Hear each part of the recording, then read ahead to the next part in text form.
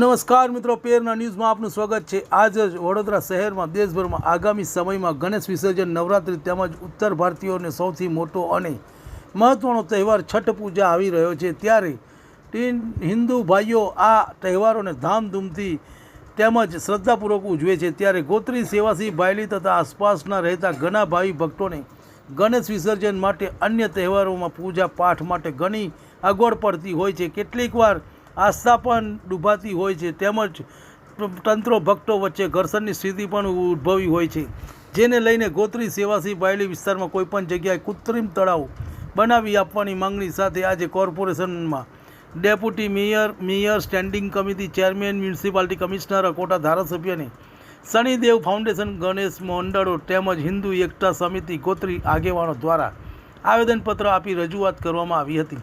કૃત્રિમ તળાવ બનાવવાથી ભક્તો અને નાગરિકોને નવલખી કૃત્રિમ તળાવ ગોરવા દશામાં તળાવ સુધી જવું નહીં પડે। તંત્ર જો કૃત્રિમ તળાવ બનાવી આપવામાં આવશે તો ભક્તોની નાગરિકો તેમજ કામગીરીમાં ખૂબ સરળતા રહેશે। શનિદેવ ફાઉન્ડેશન ઉપપ્રમુખ ભાવિનભાઈ સોનીએ કહ્યું હતું, અમારા વિસ્તારમાં ગણેશ વિસર્જન માટે નાગરિકોને ગરબા મંડળોને ખૂબ જ મુશ્કેલી પડે છે। એક સ્થળે તમામ મંડળો ભેગા થતા હોવાથી તેઓ કોઈ પણ ખૂબ જ દેવી દ્રવ્ય પદાર્થ થાય છે, મુશ્કેલીઓ પણ થાય છે। રિપોર્ટ યતીન વાડન। તમને અમારા સમાચાર પસંદ આવ્યા હોય તો લાઇક, શેર, બેલ આઇકોન અને સબસ્ક્રાઈબ કરો। કલાલેખ સ્કૂલ સર્કલની આસપાસ મનીષા પાર્ક કલાથી થોડા અમે દૂર થઈએ, એ બદલ અમે એમને આવેદન પત્રક આપીએ છીએ। અમે આજે ગોત્રી વિસ્તાર તરફથી સમગ્ર ગોત્રી વિસ્તારના ગણપતિ મંડળ તરફથી, ભાયલી મંડળ તરફથી અમે અહીંયા આગળ આવેદનપત્રક આપવા આવ્યા છે શનિ શ્રદ્ધા ફાઉન્ડેશન તરફથી કે ભાઈ અમને ગોત્રી ભાયલી વિસ્તારની અંદર કોઈક કૃત્રિમ તળાવનું આયોજક કરી આપે અને ત્યાં આગળ આયોજક કરી આપે તો અમારા ગોત્રી વિસ્તાર, ભાયલી વિસ્તારના બધા જે ગણપતિ મંડળોને જે તકલીફ પડે છે, ટ્રાફિક સમસ્યાની, ડીજેની, કે જે ભાઈ થોડુંક વગાડીને બંધ કરીને આગળ નીકળી જવું પડતું હતું, છેક અમારે અકોટા સુધી આવવું પડતું હતું, એ ત્યાં આગળ અમને કરી આપે તો ઘણું સારું કે ત્યાંની પબ્લિક ત્યાં આગળ જ વિસર્જન કરી નાખે, એટલે ટ્રાફિક સમસ્યા દૂર થાય અને પબ્લિક પણ ખુશ રહે। એ રીતના અમારી અહીંયા આયોજન મુજબ અમે લોકો કૃત્રિમ તળાવની માગણી કરવા માટે આવ્યા હતા અને એમને આશ્વાસન આપ્યું છે કે ગોત્રી કાં તો ભાયલીના કોઈપણ વિસ્તારની અંદર તમને જે યોગ્ય જગ્યા લાગે એ તમારા ત્યાંના કાઉન્સિલરને તમે રજૂઆત કરો, અમે તૈયાર છે।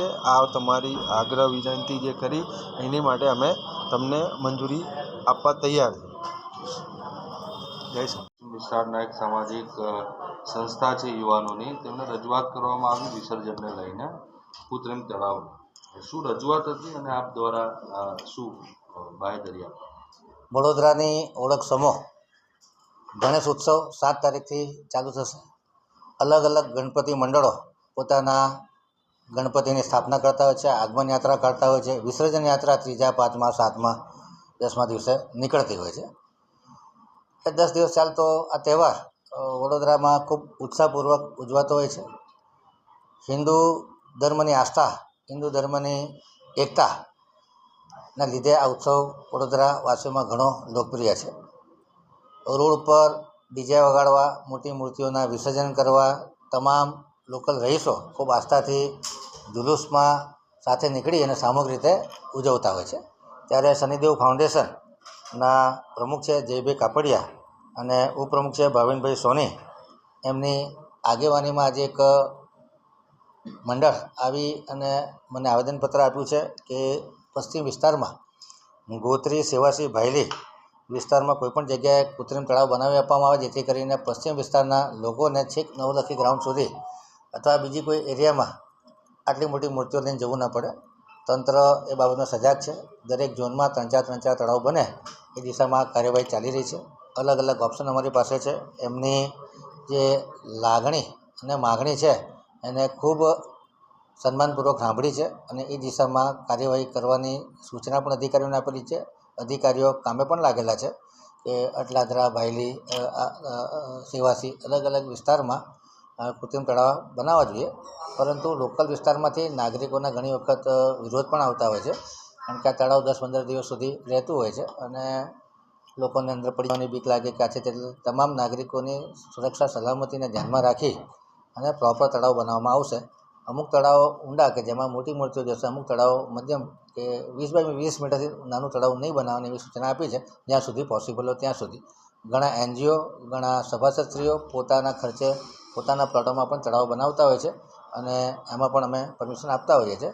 એટલે આ વખતે ગણેશ ઉત્સવમાં તળાવોની કમી ન પડે અને ગઈ વખતે જેટલી મૂર્તિઓ આવી હતી એના કરતાં લગભગ 15,000 જેટલી મૂર્તિઓને આપણે વિસર્જિત કરી શકીએ એ પ્રમાણેનું આયોજન વડોદરા કોર્પોરેશન દ્વારા કરવામાં આવશે. એ માટે અધિકારીઓની ટીમો અલગ અલગ એરિયામાં સર્વે કરી રહી છે. જે એરિયામાં પ્લોટ ફાઇનલ થાય છે ત્યાં જે તળાવ બનાવવાની ખોદવાની કામગીરી છે એ પણ શરૂ કરવામાં આવે છે. અચ્છા, કેટલા નવા કૃત્રિમ તળાવ બનાવવાની વાત છે? મેં કહ્યું 10-12 તળાવો બનાવવાની વાત છે, પરંતુ જે પ્રમાણે જગ્યાઓ ફાઇનલ થતી જશે, કારણ કે આમાં રોડની વિડ્થ, પાર્કિંગ, આરતી કરવાની જગ્યા અને તળાવની સાઇઝ 40 બાય 40નો તળાવ બનાવવું છે. બાજુમાં પ્લોટમાં આરતી કરવાની જગ્યા જોઈએ, ગાડીઓ આવતી હોય, વ્હીકલ આવતા હોય, ક્રેનો ભરવાની જગ્યા જોઈએ. એટલે તમામ ફેક્ટરોને ધ્યાનમાં રાખી અને પોલીસ તંત્ર અને કોર્પોરેશન તંત્ર સંકલનમાં રહી અને સારામાં સારી વ્યવસ્થા ઊભી કરશે.